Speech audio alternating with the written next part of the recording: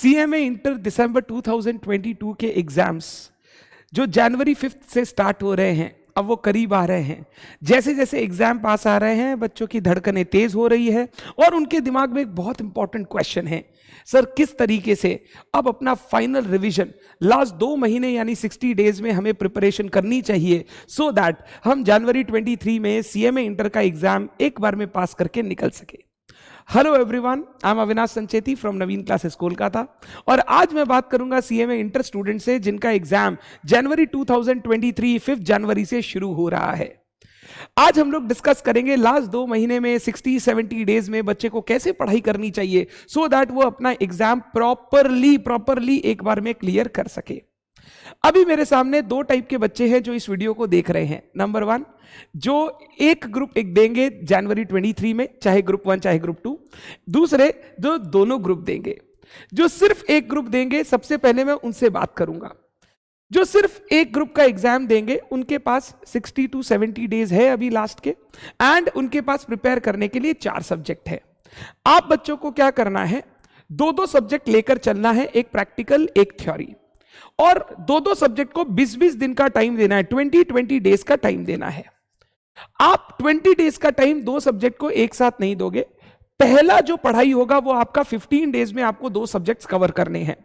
ये 15 डेज में आपको टारगेट करना है एटलीस्ट 85-90% ऑफ दी सब्जेक्ट आप कंप्लीट करो, 85 to 90%। और अब जो रिवीजन होगा ना, वो रिवीजन जैसे हमने क्लास में पढ़ा था वैसे नहीं, जो एग्जाम के लिए ज्यादा इंपॉर्टेंट है पहले हम उनको देखेंगे और उसके बाद हम उनको देखेंगे जो दूसरे पोर्शंस है। तो हम लोग पहला 15 डेज लेंगे, चाहे फाइनेंशियल अकाउंटिंग या लॉ या फिर कॉस्ट या डीटी, जो भी आप लेना चाहो, एक थ्योरी एक प्रैक्टिकल, जैसे भी आप लेना चाहो, उन 2 सब्जेक्ट की प्रिपरेशन चालू करेंगे। जब आप अपना रिवीजन कर रहे होंगे, रिवीजन करते समय आपको ध्यान रखना है, पहले आप प्रैक्टिकल सब्जेक्ट के वीक पॉइंट जो आपके हैं उनको स्टार्ट करोगे। जो वीक है एंड मोर इंपॉर्टेंट है उनको आप पहले स्टार्ट करोगे।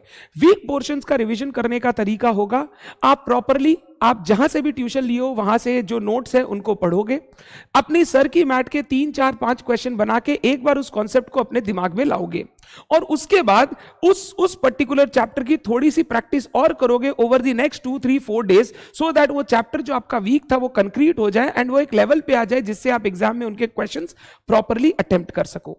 जब प्रैक्टिकल सब्जेक्ट के आप वीक पोर्शंस को उठा रखे हो, थ्योरी सब्जेक्ट में आप पहले वो इजी वाले पोर्शंस रिवाइज करो जो इजी एंड मार्क्स फेचिंग है।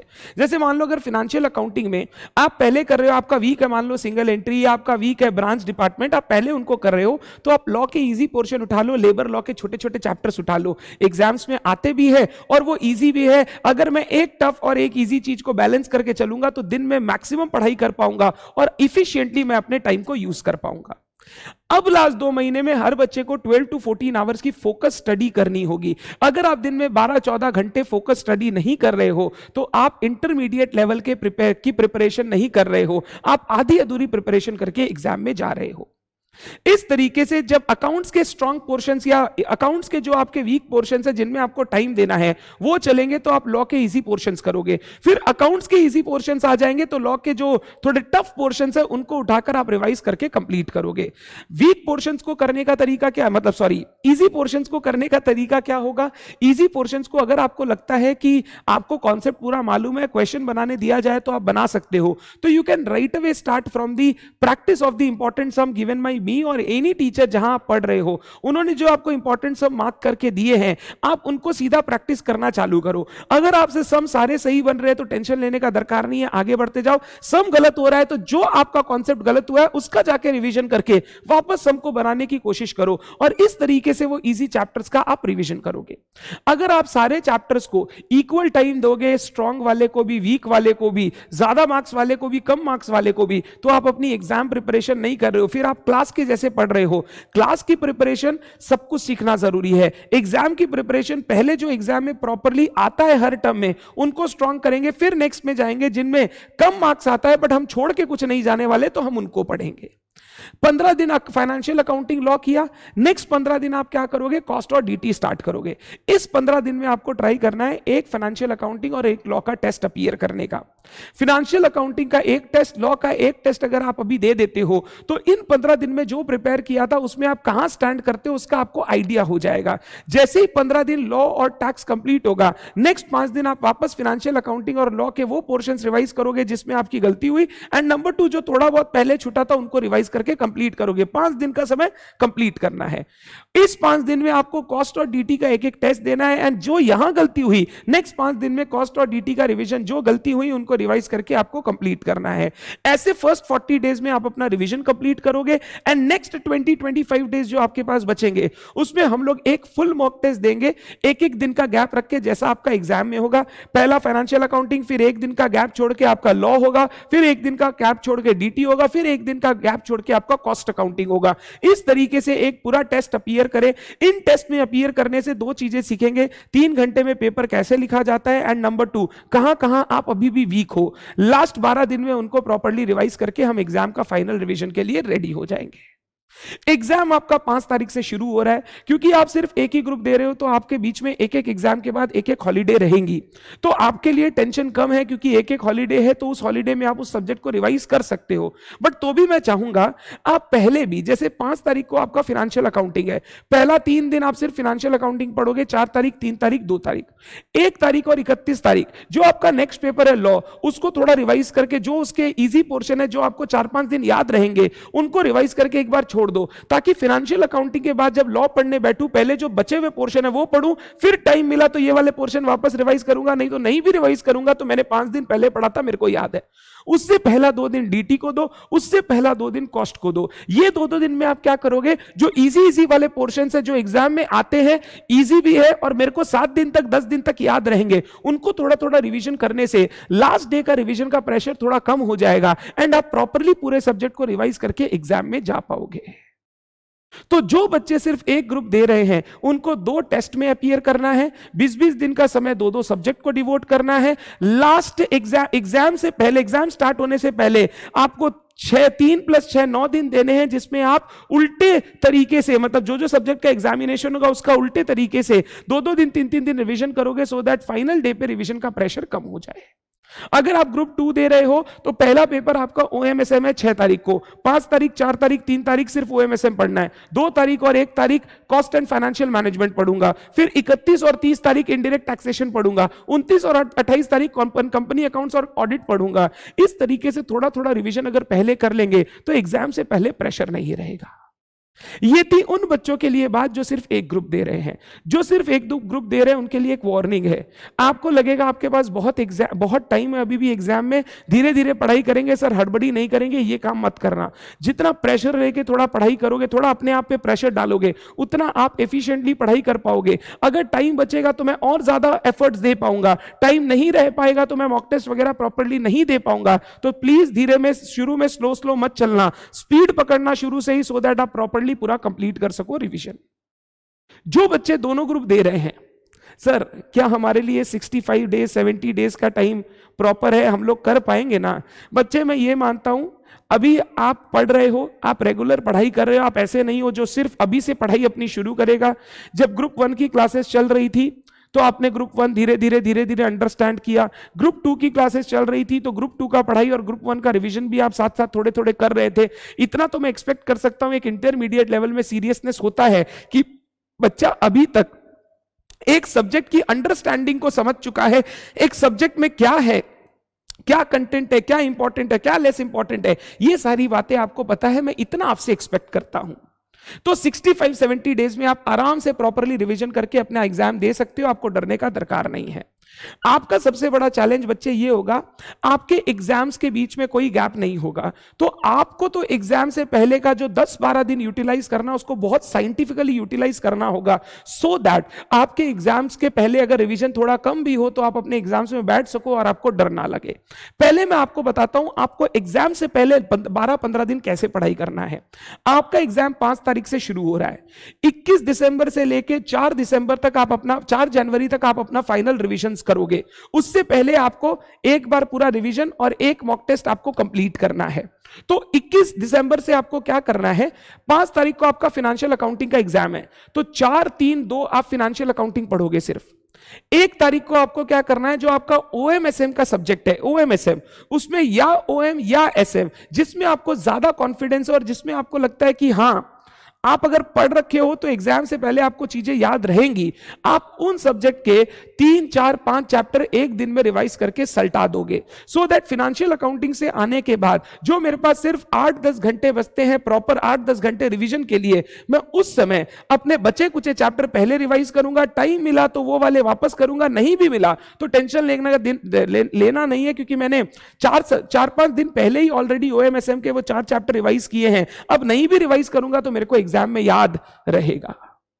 1 तारीख को आपने क्या किया, ओएमएसएम को टाइम दिया, 31 तारीख का भी मान लो आधा दिन ओएमएसएम को दिया, फिर 31 तारीख का आधा दिन और 30 तारीख का पूरा दिन आप दोगे जो आपका लास्ट सब्जेक्ट है कंपनी अकाउंट्स एंड ऑडिट को। ऑडिट का आधा दिन लो, 2-3 जितने चैप्टर आप रिवाइज कर सकते हो रिवाइज कर लो, और कंपनी अकाउंट्स का शेयर कैपिटल का पार्ट आप रिवाइज करके छोड़ दो। अभी कंपनी अकाउंट्स आपका एकदम लास्ट पेपर है, तो अभी रिवाइज करने से क्या होगा, 10 दिन अगर आप याद रखते भी हो कोई चीज को तो एग्जाम से पहले टेंशन लेने का जरूरत नहीं, आपको याद रहेगा। कंपनी अकाउंट्स एंड ऑडिट से पहले 1 से 1.5 दिन आप दोगे कौन से पेपर को, लॉ एंड एथिक्स को। लॉ एंड एथिक्स का 1 से 1.5 दिन आप एथिक्स कंप्लीट करोगे, labour law industrial law revise करके छोड़ दोगे। तो ये क्या है, ये वो पोर्शन है जो इजी भी है, याद भी रहता है, अगर मैं एग्जाम से 7 दिन पहले पढ़ रहा हूं तो मेरे को याद रहेगा। इस तरीके से एक पेपर लास्ट वाला, एक पेपर फर्स्ट वाला, लॉ के बाद 1 दिन आप दोगे, 1.5 दिन आप दोगे कॉस्ट अकाउंटिंग को, उससे पहले आप 1.5 दिन दोगे cost and management accounting financial management को। इस तरीके से अगर आप अपना थोड़ा मिक्स करके पढ़ाई करो, 1 दिन पहला वाला सब्जेक्ट, फिर ओएमएसएम, फिर उसके ऊपर कॉर्पोरेट अकाउंटिंग ऑडिट जो लास्ट सब्जेक्ट है, फिर उससे ऊपर लॉ, फिर उससे ऊपर जो सेकंड लास्ट सब्जेक्ट है कॉस्ट। इस तरीके से आपको 21 तारीख से 4 तारीख आपको सिर्फ फाइनल रिवीजन पे ध्यान देना है। अभी जो रिवीजन करोगे आपको एग्जाम से पहले वाले दिन डर नहीं लगेगा कि मैंने पूरा रिवीजन कंप्लीट नहीं किया, क्योंकि सर मैंने ऑलरेडी 10 दिन पहले रिवाइज किया है तो मेरे को चीजें थोड़ी बहुत याद है। अगर मैं पहले जो रिवाइज नहीं किया था उसको पहले रिवाइज करूं तो मेरे हेल्प करेगा, फिर टाइम बचा तो मैं उन चीजों को वापस एक बार देख के एग्जाम में जाऊंगा, डरने का कोई दरकार नहीं है। अब उससे पहले जो आपके पास 50 डेज है उनको कैसे यूज करना है, आप हर दो सब्जेक्ट को 12 डेज का टाइम दे सकते हो, 12 डेज का टाइम, जिसमें 9 दिन का टाइम आप पहले दोगे, 3 दिन का टाइम आप बाद में दोगे। पहले आपने मान लो स्टार्ट किया फाइनेंशियल अकाउंटिंग और लॉ के साथ या फाइनेंशियल अकाउंटिंग और डीटी के साथ, 9 दिन आपको फाइनेंशियल अकाउंटिंग और डीटी दोनों पढ़ना है। आपको थोड़ा अपना पेस बढ़ाना होगा क्योंकि आपके पास 8 सब्जेक्ट है। जो इजी पोर्शन है उनका सिर्फ प्रैक्टिस करना है बीच बीच के टाइम में जब आपको पढ़ने का मन नहीं करे, जो टफ पोर्शन है उनको प्रॉपरली लेके रिवाइज करना है। पहले अगर फाइनेंशियल अकाउंटिंग का टफ पोर्शन कर रहे हो तो डीटी का इजी पोर्शन रिवाइज कर लो, फिर फाइनेंशियल अकाउंटिंग का इजी पोर्शन और डीटी का टफ पोर्शन। फाइनेंशियल अकाउंटिंग में पहले आप इंटर लेवल के चैप्टर्स कंप्लीट करोगे, फिर फाउंडेशन लेवल वाले चैप्टर्स में जाओगे क्योंकि एग्जाम से वो ज्यादा रेलेवेंट नहीं है। 9 दिन ये 2 सब्जेक्ट पढ़ने के बाद नेक्स्ट 9 दिन में आप कॉस्ट और लॉ करोगे। ये 9 दिन में जब कॉस्ट लॉ करोगे, एक फाइनेंशियल अकाउंटिंग और एक डीटी का टेस्ट दोगे, इससे आपको पता चलेगा वहां पे आप कहां वीक हो। फिर नेक्स्ट 3 दिन आप दोगे वापस फाइनेंशियल अकाउंटिंग और लॉ को, फाइनेंशियल अकाउंटिंग और डीटी को, जहां पे आप जो जो वीक पोर्शन है उनका एक बार बैलेंस रिवीजन कर लिया सो दैट आपका रिवीजन कंप्लीट हो जाए। इन 3-4 दिन में आप कॉस्ट और लॉ का एक एक टेस्ट दोगे, फिर 3-4 दिन कॉस्ट और लॉ को दोगे। मैं चाहता हूं पहले आप 20-25 दिन ग्रुप 1 का रिवीजन कंप्लीट करो। अगर किसी बच्चे ने ये है सर ग्रुप 2 की क्लास के साथ साथ ग्रुप 1 का रिवीजन मैंने ऑलरेडी कंप्लीट कर लिया, तो जैसे ही ग्रुप 2 की क्लास आप कंप्लीट करो, ग्रुप 2 का आप पहले रिवीजन करोगे, फिर आप ग्रुप 1 का रिवीजन करोगे। वैसे ग्रुप 2 में भी आप यही करोगे, 2-2 सब्जेक्ट को 9-9 दिन का टाइम दोगे, फिर उसके बाद 9 दिन का नेक्स्ट 2 सब्जेक्ट, फिर 3 दिन का पहला 2 सब्जेक्ट, 3 दिन का दूसरा 2 सब्जेक्ट। ऐसे करके आपको टारगेट करना है 40-45 डेज, 40 से 8 डेज के अंदर आप अपने 8 सब्जेक्ट्स को रिवाइज कर सको। और जैसे जैसे सब्जेक्ट कंप्लीट होते जाए वैसे वैसे आप 2-2 मॉक टेस्ट देते चले जाओ, सो दैट मॉक टेस्ट का बर्डन भी नहीं हो और आप अपने सारे सब्जेक्ट का एक टेस्ट मिनिमम दो, सो दैट आपको एग्जाम से कोई डर ना लगे।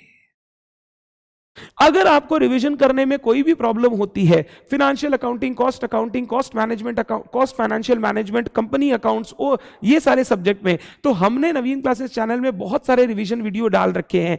सीएमए इंटर फाइनेंशियल अकाउंटिंग और कॉस्ट अकाउंटिंग के तो लास्ट टाइम हमने मैराथन भी कंडक्ट किए थे, तो उनको रेफर कर सकते हो फॉर रिवीजन।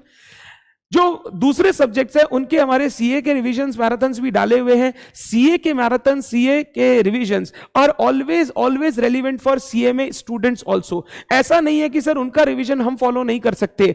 पढ़ाई करते समय क्या होता है, हम लोगों को आपको दोनों को अलग अलग पढ़ाना पड़ता है सो दैट हम आपके कोर्स के हिसाब से आपको गाइड कर सके, उनके कोर्स के हिसाब से उनको गाइड कर सके। बट जब बात रिवीजन की होती है, जब आपको चीजों को रिकैपिचुलेट करना है, तब सीए का रिवीजन अलग और सीएमए का रिवीजन अलग नहीं होता। दोनों का कंटेंट सेम है, रिवीजन आप साथ साथ कर सकते हो। तो जो मैंने सीए इंटर के रिवीजन वीडियोस बना रखे हैं, सीए इंटर के मैंने मैराथन ले रखे हैं, उसमें जो चैप्टर आपसे रिलेटेड है वो चैप्टर आप बिल्कुल रिवीजन में यूज कर सकते हो। बस जो डिफरेंसेस मैंने क्लास में बताए थे उनको ध्यान रखना सो दैट आपको कंफ्यूजन ना हो। डन है बात। इस तरीके से आप अपने 2 महीने को यूटिलाइज करके अपने एग्जामिनेशन के लिए प्रॉपरली पढ़ाई कर सको। अभी लास्ट 2 महीने में प्लीज मोबाइल फोन का यूज कम से कम करो। जितनी दोस्ती यारी आपने इस समय में बनाई है आपके ट्यूशन के दौरान, 2 महीने आप सारे ही दोस्तों को, सबको अपनी अपनी मेहनत करनी है सो दैट आप दोनों अपना करियर बना सको, आप सब अपना करियर बना सको। तो दोस्तों से थोड़ा सा आपको ये समझना पड़ेगा, दोस्तों को समझाना पड़ेगा कि अब एग्जाम के लिए प्रिपेयर करना है, अब बातचीत और मजा मस्ती करने से काम नहीं चलेगा। जितना कम डिस्ट्रैक्शन आप अपने लाइफ में लाओगे, जितनी कम छुट्टियां आप लोगे, उतना आपके लिए बढ़िया है। 2 महीने बाद जब आपका एग्जाम कंप्लीट हो जाएगा, उसके बाद छुट्टी है, जो आपको करना है करो, बट नेक्स्ट 2 मंथ्स आपके लिए बहुत वाइटल है। जितना प्रॉपर्ली आप पढ़ाई करोगे उतना रिजल्ट आपका अच्छा होगा, एंड जितना आपका रिजल्ट अच्छा होगा उतना कॉन्फिडेंस आपके अंदर बढ़ेगा। Thank you so much everyone, all the best for your exams. अच्छे से पढ़े, अच्छे से कवरेज करें, नवीन क्लासेस यूट्यूब चैनल को यूज करें अपने रिविजन्स के लिए, एंड अगर कोई भी प्रॉब्लम हो तो जरूर reach out to us, we will try to help you for sure. Thank you so much everyone, bye bye.